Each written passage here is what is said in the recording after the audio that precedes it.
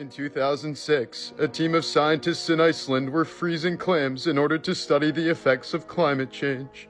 They ended up killing the oldest known animal in the world, a 507-year-old ocean quahog clam named Ming. There are over 70 documented cases of transplant patients experiencing the same thoughts and feelings as their donors did in life. People have reported everything from craving their donors' favorite foods to inheriting their talents. It has posed a theory that the cells in our bodies can store memories. This is what toilets looked like in many medieval castles. There are a few cases of assassins climbing up these poop chutes and waiting for their targets to sit down before killing them. The Burnden Park disaster was a human crush that occurred in 1946 at Burnden Park Football Stadium in England. Overcrowding led to the horrific deaths of 33 people and injuries to hundreds more. The bodies were then left on the sidelines covered with coats, and the game was later resumed and finished with the corpses still on the field. 18 months after colon surgery, an Australian woman returned to the hospital when she was experiencing severe stomach pain. Apparently, the surgeons had accidentally left their scissors inside of her abdomen. An elderly woman from Brooklyn is a hoarder who also happens to be legally blind. At some point in the 1990s, her son who lived in the house suddenly disappeared. In 2016, his fully clothed skeleton was found in a room filled with garbage. She'd unknowingly been living with his corpse for more than 20 years. In August of 1993, 4-year-old Derek Roby had been walking alone to summer camp when 13-year-old Eric Smith lured him into the woods under the guise of showing him a new shortcut. Once they were out of sight, Smith strangled Derek until he was unconscious, brutally smashed his head with a large rock, then poured Kool-Aid into the boy's wounds. Before fleeing the scene, Smith removed one of Derek's shoes and scattered the contents of his lunchbox all around him, creating a disturbing and almost ritualistic display that baffled investigators. The child's body was found later that day, just yards from the park he never made it to. Smith later confessed and was tried as an adult despite his young age, receiving 9 years to life in prison. He was denied parole 10 times over the years, with Derek's family attending each hearing to oppose his release. After 27 years behind bars, Smith was finally granted parole in 2022, sparking debates about whether someone capable of such violence at 13 can ever truly be reformed. This is why you should never trust a pair of twins. Morbid Facts, Part 93. Ever since they were little kids, twins June and Jennifer Gibbons refused to speak to anybody other than each other. They were disturbingly inseparable and seemed to use a private language that only they could understand. By the time the girls turned 18, they had committed numerous criminal offenses and were sent to a high-security mental hospital in 1981. Years before this, they apparently made a long-standing agreement that if one of them died, the other must begin to speak and live a normal life. After 12 years at the asylum, they decided it was time for one of them to die, and Jennifer agreed to make the sacrifice. In March of 1993, Jennifer was taken to the hospital where she soon died from a sudden inflammation of the heart. There was no evidence of drugs, poison, or alcohol in her system. It was almost as if she just died out of nowhere. Afterwards, June said she was finally liberated from her sister and was eventually released from the hospital. She now speaks to others and has lived a relatively normal life ever since. In 2012, a freak accident saved this woman's life in the craziest way possible. 42-year-old Donna Barber was at a family gathering in Arkansas when her teenage son accidentally shot her straight in the neck with a bow and arrow. The arrow pierced the side of her throat just inches from her carotid artery, close enough that she could feel her pulse pounding against the shaft. For a moment, Dawn remained standing in shock before collapsing in a pool of her own blood. As her family screamed in panic, some believing they just witnessed her death, she was rushed to the hospital in critical condition. But during emergency scans, doctors made a chilling discovery. Nestled deep in her neck, not far from the arrow's path, was a cancerous tumor growing in her thyroid. It hadn't caused any symptoms yet, and without the arrow, it likely would have gone unnoticed until it was far too late. Surgeons carefully removed the arrow then the tumor in a single surgery, and Dawn miraculously went on to make a full recovery. Morbid Facts, Part 611. In 2002, New York City bartender Sean Doyle was out drinking with his friend Michael Wright when a drunken argument suddenly broke out after Wright accused Doyle of flirting with his girlfriend. In a fit of rage, Wright threw Doyle down an open manhole and he immediately started screaming in agony from below. The shaft led down to a steam tunnel where a ruptured vent had caused the water temperature to reach an estimated 300 degrees Fahrenheit. Doyle survived the fall and was pleading for help while trapped in the boiling water, but the heat and steam were far too intense for rescuers to reach him. Witnesses reported hearing his screams echoing through the streets like a whistling tea kettle, then abruptly stopping. His body was finally recovered 4 hours later, and the medical examiner later described the scene as one of the worst she'd ever seen. The metal of his belt buckle had partially fused with his pelvis, and steam had filled up his lungs until they completely ruptured. His skin had completely peeled away, and his organs were essentially steamed like a lobster. The details of Chris Brown's 2009 attack on Rihanna are nothing short of disturbing. When Rihanna called out Chris for being unfaithful, an argument ensued that quickly turned violent. Chris pulled over and tried to force Rihanna out of the car, but her seatbelt prevented it. So he slammed her head against the window and punched her in the face so hard that she started spitting up blood. Chris then started driving, but continued to punch Rihanna in the face with his right hand. At one point he told her, "I'm gonna beat the shit out of you when we get home, just wait and see." Rihanna then pretended to call her assistant, telling her to have the police ready for when she gets home. To this, Chris responded, "You just did the stupidest thing ever, now I'm really gonna kill you." He soon put her in a headlock and started biting her ear before applying pressure to her carotid arteries, making her slowly lose consciousness. Rihanna then tried to gouge his eyes in an attempt to escape, so Chris started biting her fingers. Rihanna started screaming for help, causing Chris to exit the car and walk home. Brown was later charged with felony assault and sentenced to 5 years probation. In 2005, Thomas Montgomery, a 46-year-old married man from New York, created an online persona named Tommy, presenting himself as an 18-year-old Marine.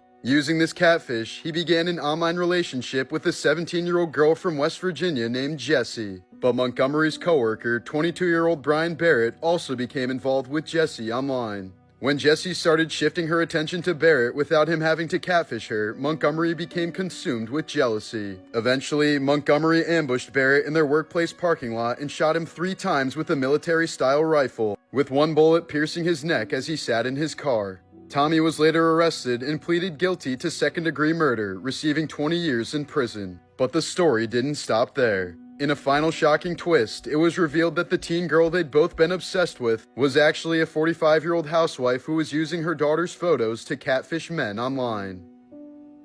Morbid Facts, Part 95. In March of 1995, 33-year-old South Carolina man Terry Cottle took his own life by shooting himself in the throat with a shotgun. After spending 4 days in the trauma unit, Terry's wife Cheryl agreed to take him off life support and donate his organs. His heart ended up going to a 57-year-old man named Sonny Graham who was dying of heart failure. After a successful transplant, Sonny started writing to his donor's wife Cheryl. Over the next 10 years, the two ended up falling in love and eventually got married. Soon enough, people started to notice that Sonny was taking on some of Terry's personality and characteristics. He started liking things that he never enjoyed before, like beer and hot dogs, which were some of Terry's favorites. This isn't exactly uncommon in transplant recipients, as many people have reported taking on the tastes, emotions, and even the memories of their deceased donors. But this was taken to the extreme when 12 years later, Sonny ended up taking his own life the exact same way as Terry did, with a shotgun to the throat.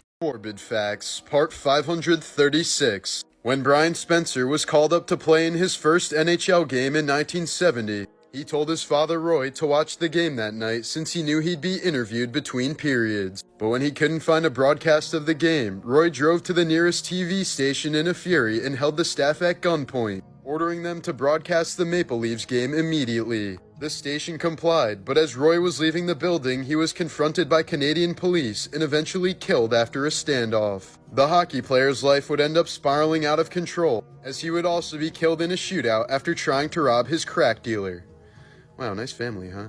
During a hunting trip in 1913, race car driver Kamil Janatsky hid behind a bush and made animal noises to prank his friend before he was promptly shot. He was rushed to the hospital but died on his way there, fulfilling his own prediction that he would die in a Mercedes. In 1970, U.S. Air Force pilot Captain William Schaffner was ordered to follow a UFO over the North Sea when he ended up vanishing without a trace. A few weeks later, Schaffner's aircraft was found by divers and recovered from the sea. Strangely, its cockpit was sealed and the ejector seat was intact, but Schaffner's body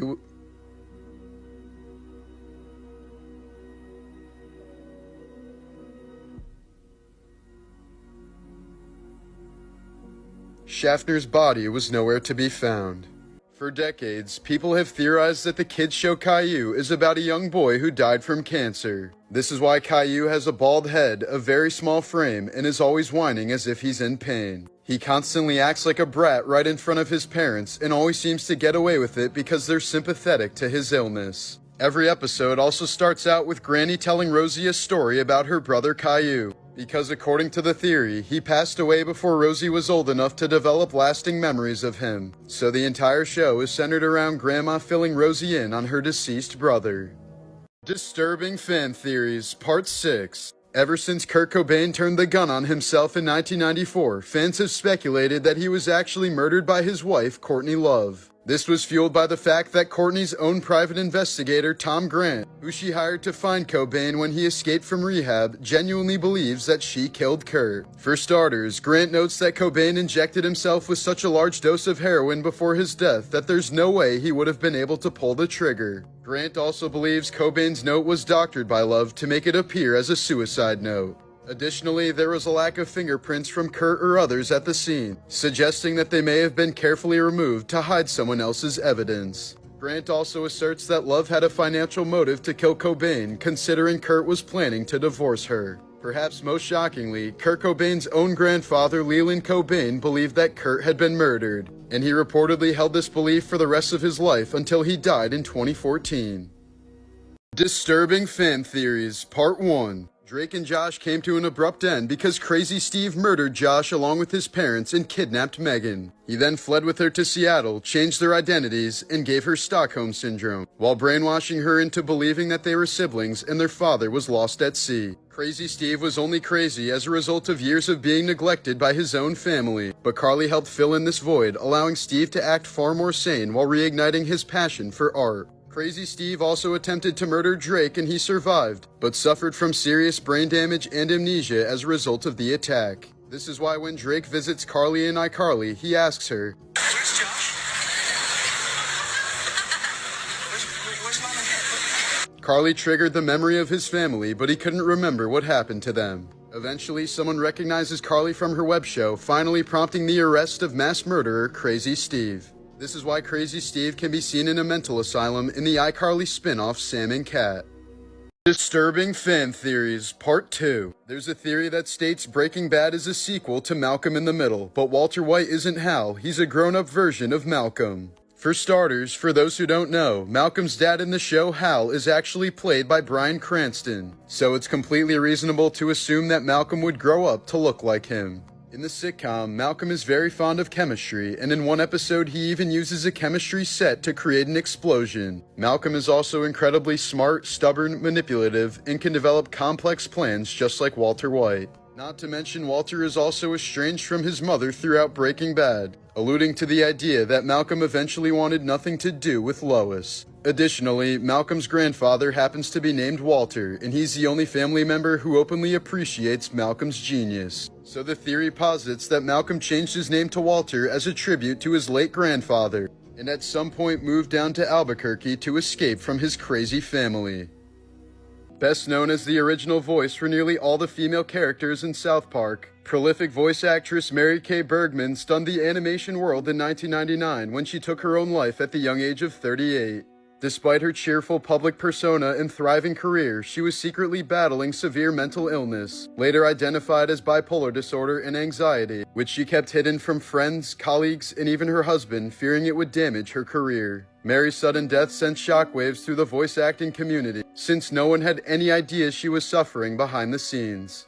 A poor spider that was posthumously named Lawrence got stuck in this glass and couldn't climb up the smooth surface, so it apparently tried to web its way to the top until its silk ran out and it eventually perished. In 2020, Russian influencer Yekaterina Didenko's 29th birthday celebration at a Moscow pool complex turned tragic when approximately 55 pounds of dry ice were poured into the swimming pool. Intended to create a fog effect, the dry ice produced a massive amount of carbon dioxide gas upon making contact with the water, leading to suffocation and chemical burns among attendees. 3 people ended up dying as a result, including Didenko's husband, who succumbed to his injuries in the hospital. Morbid Facts, Part 366. During the 1980s, Rebecca Schaeffer was the star of the popular CBS sitcom My Sister Sam. But in 1989, she was fatally shot in the doorway of her West Hollywood apartment by an obsessed fan who had been stalking her for over 3 years. The 21-year-old's death led to the passing of some of the first anti-stalking laws in America. This devastating photo was taken by Tom Stoddard during the Sudanese famine in 1998. It shows a well-nourished Sudanese man stealing a bag of corn from a starving child after it was given to him by a charity. Here's a photo of the unidentified victims of John Wayne Gacy being laid to rest at a mass funeral. In 2006, 18-year-old Ryan Waller was shot in the face during a Phoenix home invasion. His girlfriend was killed, but Ryan somehow survived. However, police mistakenly treated Ryan as a suspect, not a victim. Despite a severe bullet wound in his head, Ryan was interrogated for hours and denied medical treatment. He eventually passed away as a result of the horrific negligence. Here are some morbid facts about Martin Luther King. When MLK's grandmother died when he was 12 years old, he blamed himself and tried to take his own life. King would end up suffering from severe bouts of depression throughout his life, even though he was never officially diagnosed.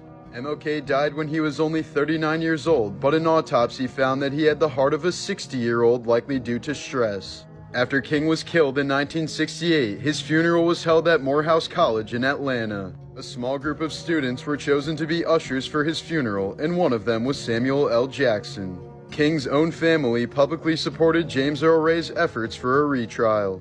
They didn't think he actually assassinated MLK and fully believed it was the US government instead. King's mother Alberta was also killed 6 years after her son was assassinated.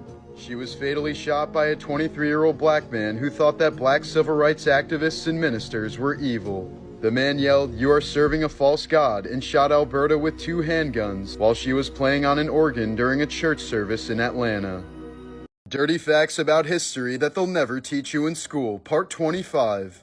According to David Bowie's ex-wife Angela, she once walked in on David and Mick Jagger naked in bed together after a long night of partying. Angela took it as clear evidence of a sexual encounter, though neither Bowie nor Jagger ever confirmed it. Jagger dismissed the rumor as rubbish, while Bowie avoided commenting on it altogether. In the late 1800s, long before the invention of discrete vibrators, early models were massive mechanical contraptions powered by steam, hand cranks, or foot pedals. These devices were used by doctors to treat what was then diagnosed as female hysteria, a vague and outdated condition believed to cause anxiety, irritability, and sexual frustration. Rock Bitch, a provocative all-women British rock band infamous for their wildly sexualized live shows, had a notorious ritual during their concerts. They'd hurl a golden condom into the crowd, and whoever caught it, regardless of gender, was chosen to join them backstage for a night of uninhibited sexual escapades with the band. A 2003 study found that roughly 1 in 200 men globally share a nearly identical Y chromosome, all tracing back to one common male ancestor who lived about 800 years ago in the Mongol Empire region. The researchers linked this genetic legacy to Genghis Khan, giving the timing, geography, and his notorious reputation for spreading his seed like wildfire across his vast empire. Benjamin Franklin reportedly had a big thing for GILFs. He once wrote a long, detailed letter to his friend telling him all the benefits of having an older woman as a mistress. His reasons included, they are more thankful for the attention, they're more adventurous than younger women, they are experienced and need not be trained. He was also very clear that the face ages, but the downstairs does not. 1993, Ron Jeremy played Mario in a corno that parodied the video game franchise. It's called Super Hornio Brothers, and Nintendo owns all the rights. Anton von Leeuwenhoek was known as the father of microbiology. The first thing he ever put under a microscope was his own man milk, which led to his discovery of sperm. Before this, there were some rather questionable theories as to how babies were made, including the belief that trouser gravy contained really tiny humans that were transferred to the woman during intercourse. Anton fully expected to see tiny babies in his population paste. Basketball legend Wilt Chamberlain once claimed that he slept with over 20,000 women, averaging 1.4 women per day for over 40 years. He also admitted that he preferred group sex because he found it far more efficient. While many have questioned the accuracy or practicality of the claim, Wilt stood by it until the day he died, not to brag but to illustrate the emptiness of such a lifestyle, later stating that he would have felt far more fulfilled by deeply loving just one woman. Pop icon Claude Francois, often hailed as the French Elvis, met a gruesome end in 1978 when he tried to fix a flickering light bulb while standing in a bathtub filled with water. The 39-year-old received a severe electric shock that immediately fried his internal organs and stopped his heart. A family preparing to bury a loved one was shocked to find that one of the burial plots they had purchased was already occupied. Despite extensive efforts, no one could determine who the mystery individual was or how they ended up buried there. Rather than exhume the remains, the family decided to let the unknown person rest in peace, marking the grave with a headstone that simply read "Random Person." In the 1960s, the CIA was looking for creative ways to spy on the Russians without being noticed. That's when they came up with the genius idea to use a cat to record Russian conversations. A veterinary surgeon implanted a microphone in the cat's ear and a radio transmitter at the base of its skull. The plan was for the cat to be released near a Soviet embassy and innocuously record any dialogue amongst the men. But after 5 years of research and $20 million in funding, the cat was struck and killed by a taxicab almost immediately. Morbid Facts, Part 349. Here's a 2016 photo of American singer Christina Grimmie hours before she was killed at her own concert. She was signing autographs after performing and was approached by 27-year-old Kevin James Loibel, who didn't say a word. Assuming he was just being shy, Christina opened her arms to greet him with a hug. That's when Loibel pulled out a Glock and shot her 3 times, twice in the chest and once in the head. Police didn't offer a motive for the senseless shooting, but said that Loibel had an extremely unhealthy and unrealistic infatuation with the singer. The purpose of this medical device will make you shiver. It's a restraining device used to immobilize infants during circumcisions. In 1988, skydiver Ivan McGuire was shooting a parachuting lesson from 10,000 feet in the air. Excited to film, he grabbed his camera and jumped from the plane, but soon realized that he made a fatal mistake. Ivan had forgotten his parachute and recorded his final moments before plummeting to Earth.